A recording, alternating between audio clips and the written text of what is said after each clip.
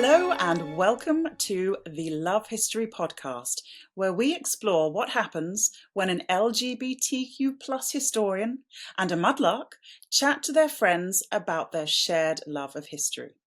I'm Marie-Louise Plum, known on socials as Old Father Thames. Hello, and I'm Mock O'Keefe, and you can find me on the socials as Gay Aristo. So in this podcast, as Marie said, we talk to fellow history lovers, people working in history, and some people who, in fact, are making history.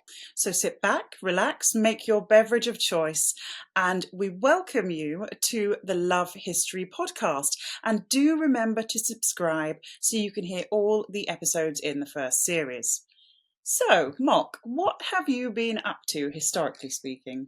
Oh, historically speaking, as you know, I am obsessed with uncovering hidden history. That's my passion. That's what I want to do. And I've been looking into the case of a chap called Ewan Forbes, who was born a very wealthy landowner in 1912, the son of a baron, but was incorrectly assigned the female gender at birth. Now, working with European doctors, he was able to live as a boy and then as a man, and he looked all set to inherit the estate and the title until a cousin challenged Ewan's right to inherit, saying that Ewan was in fact a girl. So Ewan took, I know, there was a court case, Ewan won, but what's interesting, good for Ewan, what's interesting is that the court case, the record of that legal decision was hidden by the British authorities. And the reason that's important is because, I'm sure you know, but for our listeners from abroad, in the UK, our law courts work on the law of precedent. So what has happened before when a case has been presented to a judge informs the judge on what decision they might make in a similar case in the future. This case rested on the fact that someone can declare their gender and the state must recognize a declaration of their gender. Now, by sealing up that case from the law records, the state was effectively removing that piece of legal, I guess, landmark ruling that people have the right to change their gender, go to their birth certificates and say, I was incorrectly assigned at birth this gender, I am in fact this gender. So it was deliberately hiding that history to remove the freedom and the ability of trans people to recognize who they are on their birth certificates. And I think it's just fascinating how the rights of that individual, Ewan, good for him, were protected. But as a result of his privilege and his position and the attitude of the state, the rights of others were then not protected. So that's what I've been up to. Oh my goodness me. So that is the state quashing something because it was raised and understood, and they thought, oh, hang on, let's put a stop to that. It came out in the early 2000s in the case of April Ashley, who was a trans model. So that's fascinating. But that's what I've been up to. What have you been up to? Wow. Well, I have been learning a bit about the ancestral Thames, which did not run through London. This is relatively new for me. Exactly. So I'm not a geologist, prehistory kind of buff, and I'm mudlarks. We learn a lot about a lot of different things, and we learn a lot of the time on the go. Now, I did a project with a woman called Billy Bond, an artist, and she created some sculptures of finds, like really big life-size sculptures. I was lucky enough to go to the riverbed, the bed of the ancestral Thames, which is actually in Essex. And it's all due to the fact, so the fact the Thames runs through London now is because there was a geological shift, an ice cap melted, this is in short, an ice cap melted in the last, in this interglacial period we're in, and the river slowly changed its course and is now running through London, whereas it used to run through Hertfordshire, Essex, and it was a tributary of the ancestral Rhine. So My there we go. It's amazing. Oh my God. When we have our one-to-one interview, which is coming up in a couple of episodes' time, I'm going to ask you more about that. I had absolutely no idea. But before we get into our interview today with Alessio, and I'll let you introduce him in a minute, we've had a question sent in for you. For you. So, and if anyone else, yes, anyone else wants to ask us a question, please do email us on lovehistorypodcast@gmail.com. Now, are you ready for your question? Born ready. Okay, board ready. Okay, this is from Debs in London. It's a fascinating question. Is metal detecting the best way to mudlark or old-fashioned topsoil scraping? What do you think? Well, okay, that's a long and a short answer to this. I prefer to search eyes only, which is getting to know the foreshore, knowing just through trial and error and putting in a lot of footwork where productive spots of the foreshore will be. A lot of my friends do detect, they metal detect, and of course they are, yeah, without doubt, you will ping up a signal and you will find something with a detector. You certainly have that advantage of being able to almost see through layers that I wouldn't be able to see through.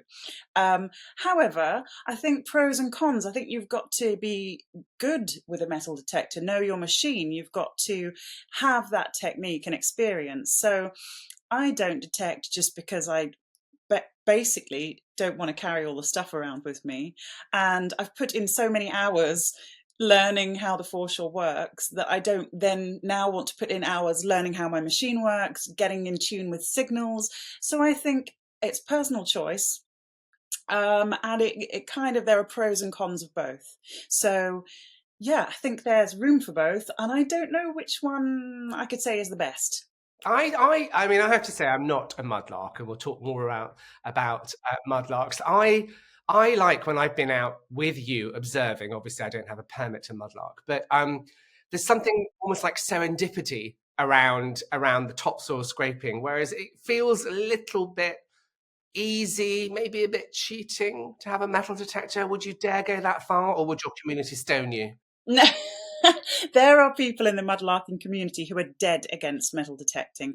I think there's room for everyone, honestly. And I think there are pros and cons. I think some people do think, oh, well, that's going to be easy for you because you can find actually there's a lot of metal on the foreshore. So it is limiting detectorists to where they can look. There's a lot of iron and modern and nuts and bolts and things from construction or shipbreaking or whatever that detectorists just can't use those spaces because their machine would be going beeping all the time.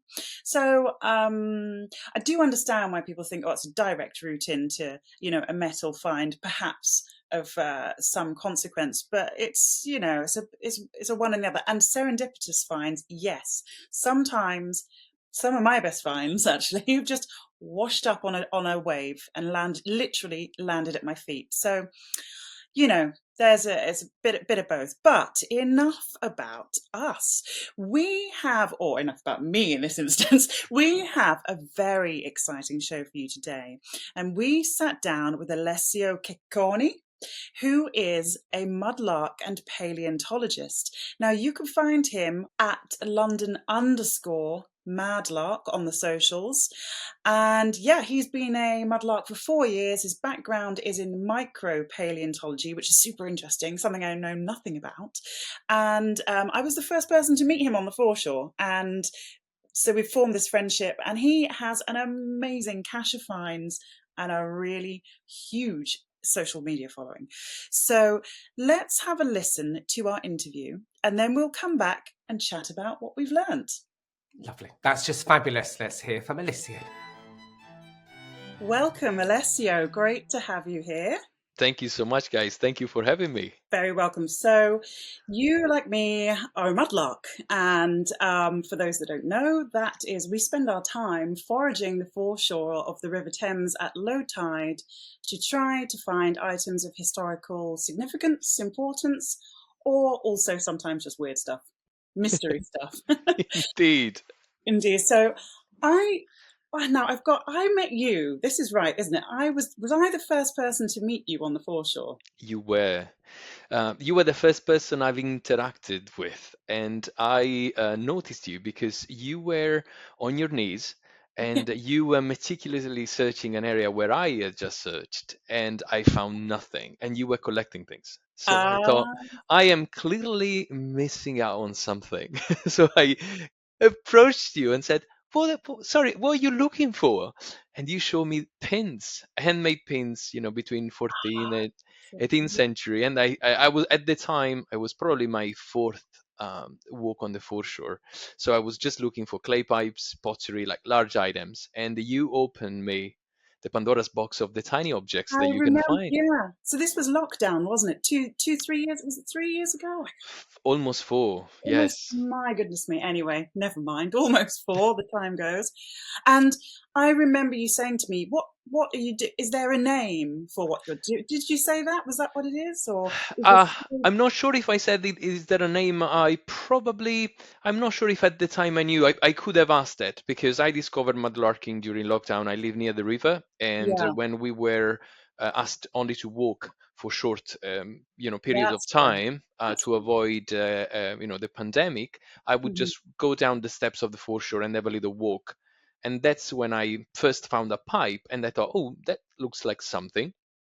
That's incredible. So it was the pandemic that sort of opened it up to you. 100%. I've always been interested in collecting old items, either fossils or rocks or artifacts, but I never realized that the River Thames could, I could do the Yeah. same there. They call it the one of the longest archaeological sites in the world. So So, can I just quickly ask, do you think that mudlarking increased in popularity as a result of the pandemic? Did you see more people sort of scuttering about on the foreshore? Absolutely, it did, and I believe people like me used to think of London as a place for entertainment and music halls and theaters and museums, and you never think that when we wanted to have some time off the busy city, we would go to the south coast, maybe looking for fossils or to the countryside for a hike. The mm, river became for many of us the safe oasis, the quiet place within the city. And although has always been this safe place, nobody really knew about it, of just very few people. yeah, it really is that, isn't it? It is this strange zone, this sort of channel. This I always refer to it as an artery, London's artery, or beating heart, or and it when the water is out and it raises by 7 meters twice a day, like the max is 7 meters twice a day, and with the tides. And when the water is out, it is a different London, isn't it? It's a It step back is. in time. It's odd. It's a combination of things. I Sounds are one of these things that could completely change the your feelings, your perception of the environment where you are. And strangely, the walls and the embankments around the river create a sound barrier for noise, for traffic, for Mm, people chatting, and all you hear are waves, the pebbles you walk on. There's lots of birds. Sometimes you see a seal, and you have, the ferries and the boats that go up and down. And if you close your eyes and, you take somebody, you close their eyes and say, where are you? You think you are in the seaside. You hear the waves coming, and it's a really calming and peaceful uh, place of this spot in the city.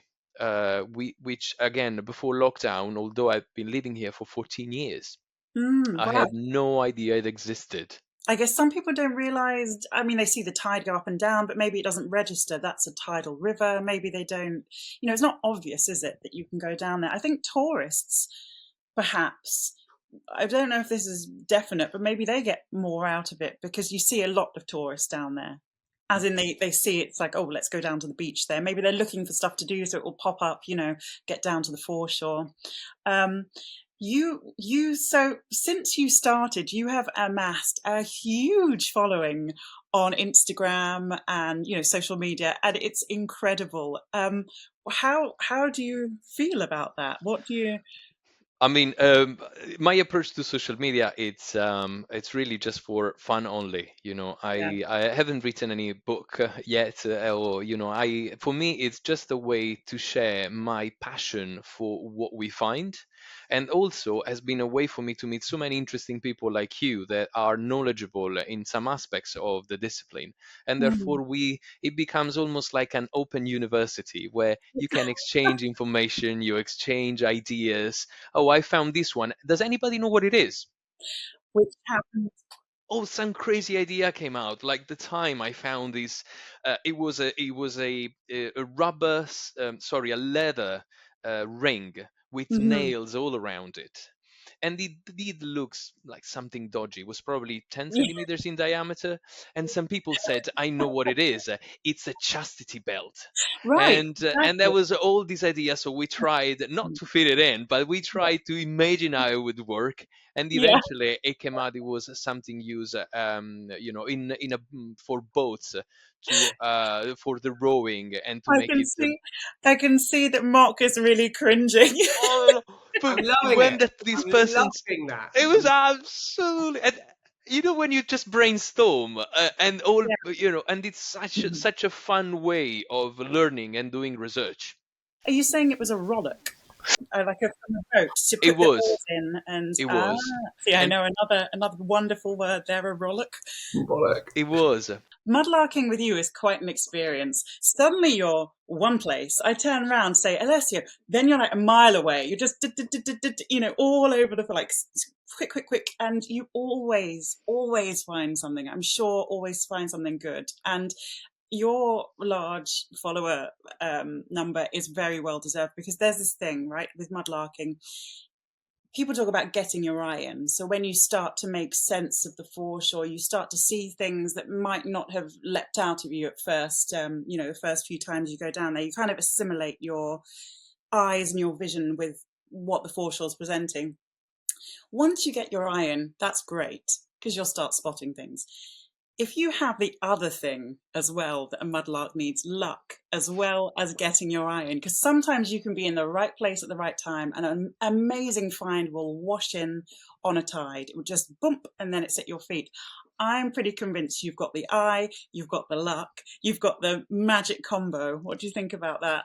Well, I'd say that I do think I have the eye for some items, and I Mm, think that that's very peculiar. If you scroll through different Mudlark Instagram accounts or social media accounts, you will see that each of them has a preference.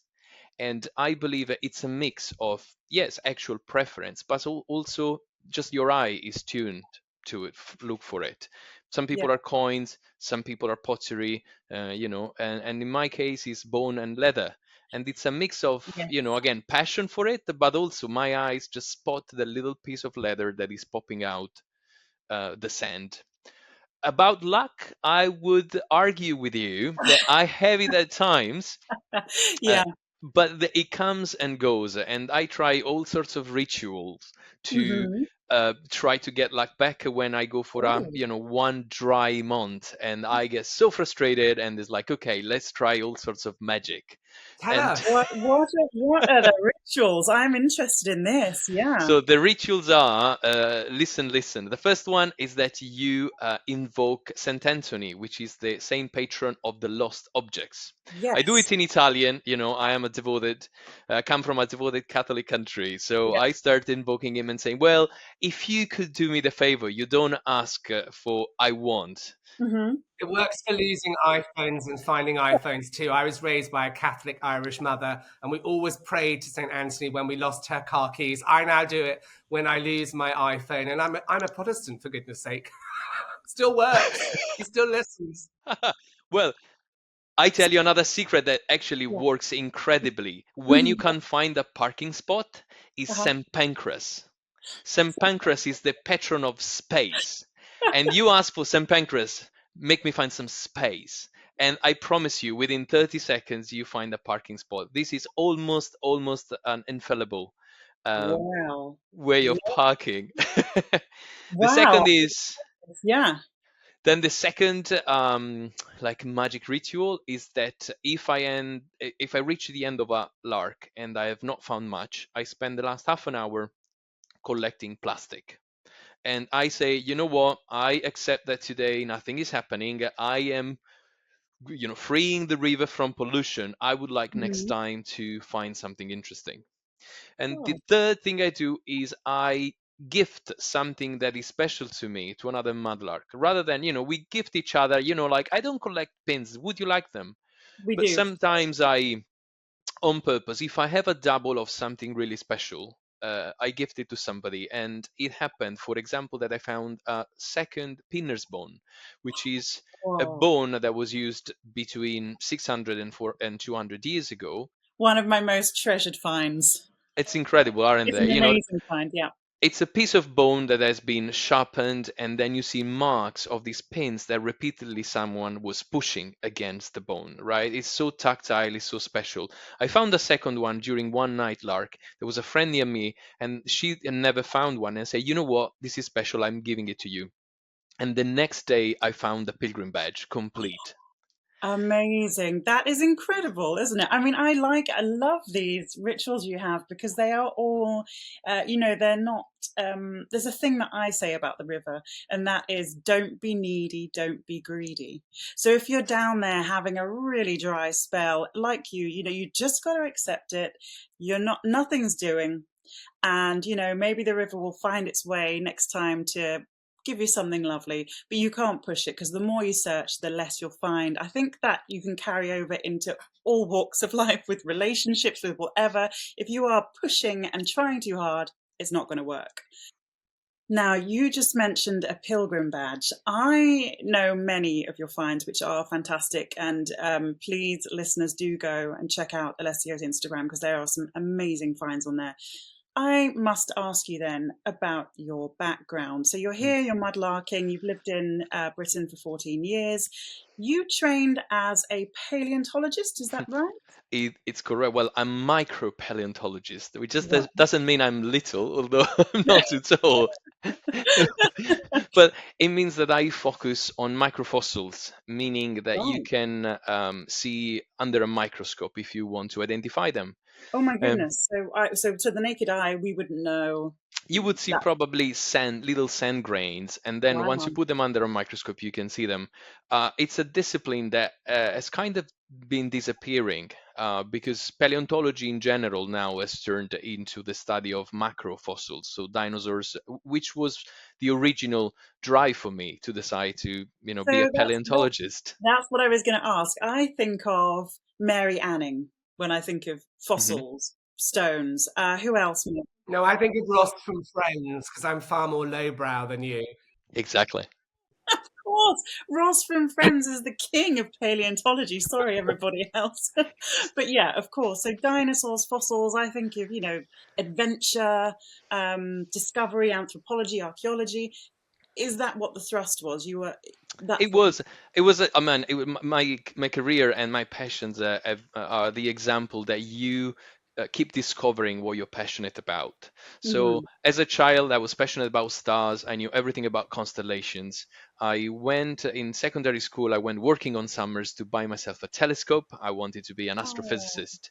I oh, applied to be an astrophysicist, and the 2 weeks before university started, a friend of mine, she was a geologist, she said, would you mm, like to come and attend a lecture in paleontology? I just happened to have to go. They just went. I was waiting for my courses to start. I attended one lecture. I went home and I told my mom, Mom, I am not doing physics. I'm actually doing paleontology. wow. It just clicked. And for the first time, I realized that something that happened to be just a dream and a passion could be a job and could be something for life. That's how it all started. It was something quite unexpected, and I spent most of my adulthood working on the subject.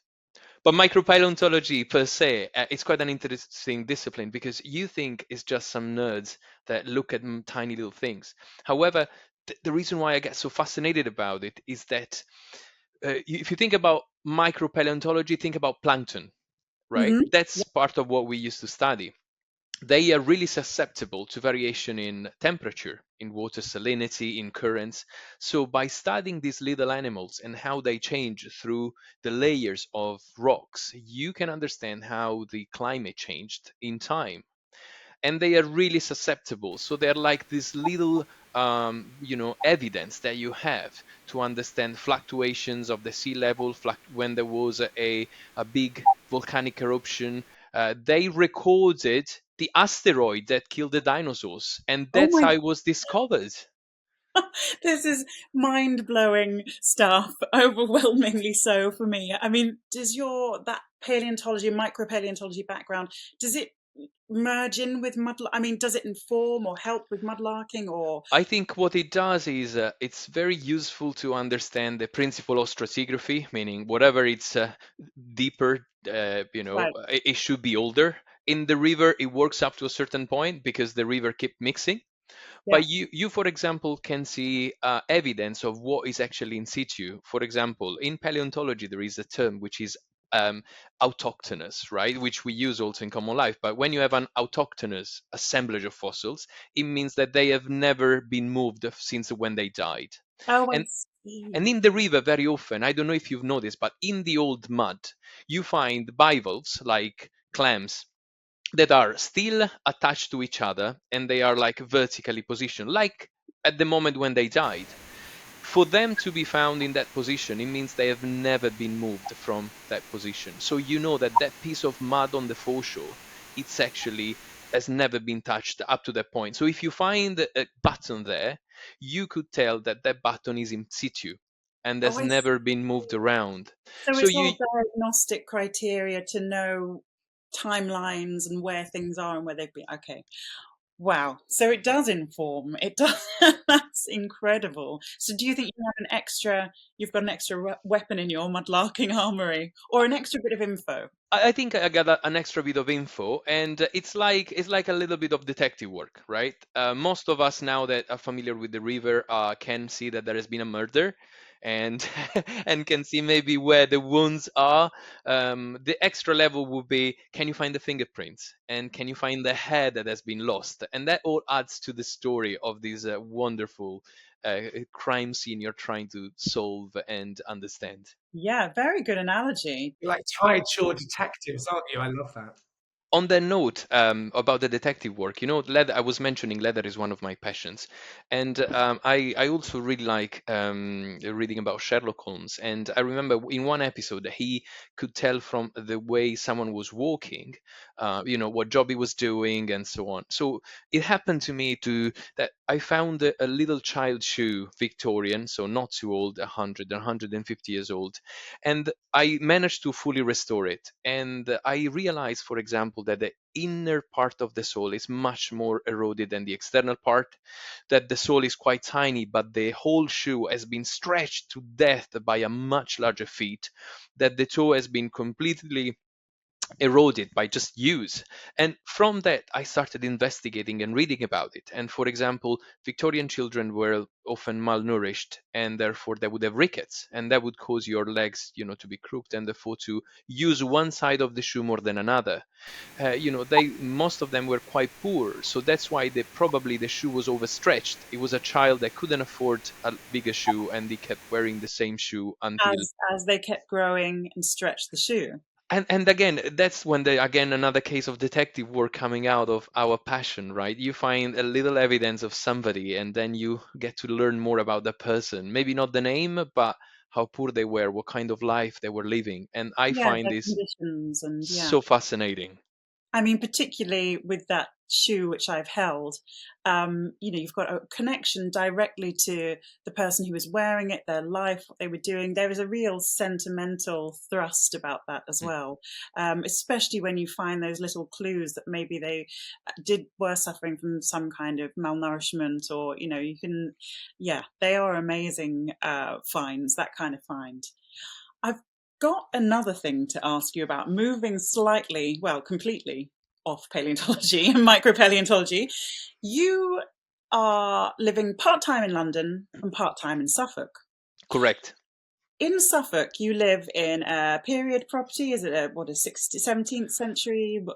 We that's still under discussion. Ah, My partner moved to the countryside, and he wanted a period property, and he's obsessed with beams, exposed beams. So we found this property listed as Tudor. So we're talking about 16th century. We moved in, and we started getting to know the neighbors. And one neighbor opposite from us, Richard, knew about my passion for history, and he called me one day saying, "Can you come and see, because I'm renovating my house. I've moved a beam of a window and I found some objects hidden under the window."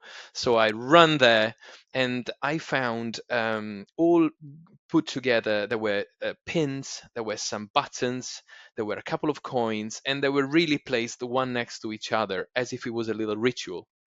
They were all Georgian in age, and we realized it was an apotropaic cache, so a set of objects that are hidden or put somewhere to protect against the evil spirit. He told me that he found a shoe hidden in his chimney, and he showed it to me again. It's a Georgian shoe. He found half piece of a jacket, Georgian because of the button. So the family that lived there around the end of the 18th century were clearly very susceptible to evil spirits, and they were doing all they could to protect the house. I came home straight away and I said, we must have something in the house as well. Though the house has been renovated a bit, so we weren't sure. I start cooking. My partner gets a torch, and we look through the cracks of the fireplace beam where we did identify before some witch marks. And these yeah. witch marks are these circles and burn marks that are very common in East Anglia. We have them in Wales as well. I live in an Elizabethan house, and we have witch marks above our what we call in the Great Hall. We have a fireplace that has all the witches' scratchings. It's fascinating to keep the evil spirits from coming down the chimney. Indeed, they were usually placed, as you say, either in chimneys, along the doors, to avoid the spirits to come in. And what was he started looking, and he found one pin, and then another pin, and then a button. And he called me, and I saw just tiny, shiny object, and I said, "That's a coin. That's a hammered coin." So we took some tweezers and extracted it, and I filmed the moment of the extraction. It's on Instagram because I thought this must be special, and it's Henry and Edward IV silver groat from 1471 to 1483 that Very cool. has been hidden in there for so long. And that is silver, hammered coin. It's silver. It's almost complete, Yeah, and clearly tells us that the house could be, pre-Tudor. Now, these coins were in circulation also, later on, so it could be a Tudor house, but it really tells you a lot about the history. And then since then, we talked to our neighbors about it. Another neighbor was doing their floor in the main room, and they found a piece of pottery that I sent to an expert, Richard Henry, and he yeah. dated it as 1250, 1350. Wow. It makes you feel so humble to live in a house where so many people lived, so many fears and passions and spells have been casted. It just sends you down a beautiful journey. Yeah, your house is a silent witness, isn't it, for all these families and lives and loves and deaths and, whatever occasions and happiness and sadness. It's just, and do you feel it when you're there? Or, I mean, does that sound a bit? No, well, I think what you feel is a sense of continuity. You feel part of something, right? You use a fireplace that has been, you can see that there is an area where somebody was, say, pushing more or sitting more or working more, work surfaces, areas where people stepped more than other areas. It makes you feel you like when you enter a church, right? And you see that, some of the stones are The levigated, flagstones, yeah. and you feel like I'm not the first, I won't be the last, and it puts you into a perspective that also your house, it will be someone else's house. So we are really the way we treated, for example, this cache is that we put it back, also Hmm. because at the moment we found it, 5 minutes later, the chair I was using cracked. I fell, I bumped into a friend that bumped his head on a wall, and we just said, let's put everything back. But we Yeah. also then hid one modern coin into one of the cracks because we thought, let be part of history, and So you've added to it. let be part of this flow of lives that are sharing this Yeah. place.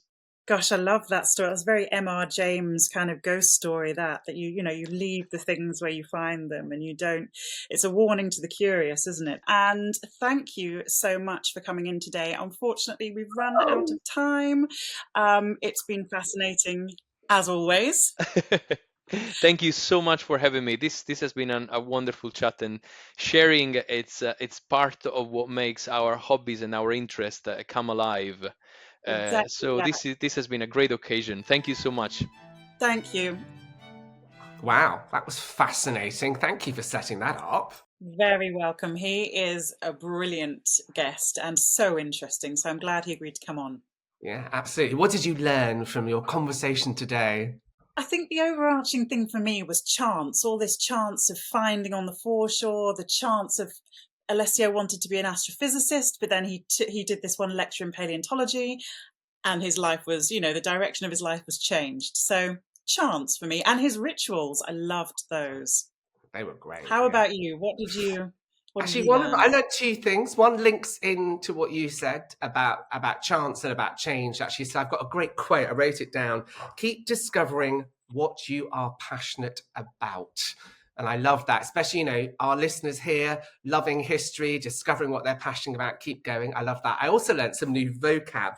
I love the idea of a night lark, and I loved about going on a lark. Now you've got the vocab. We'd love to hear from our dear listeners what you learnt today or what you thought of our episode. So do get in touch. You can email us on lovehistorypodcast@gmail.com. And check us out next week when we've got another fantastic special guest for you. We'll have lots more interesting history for you to love on Love History.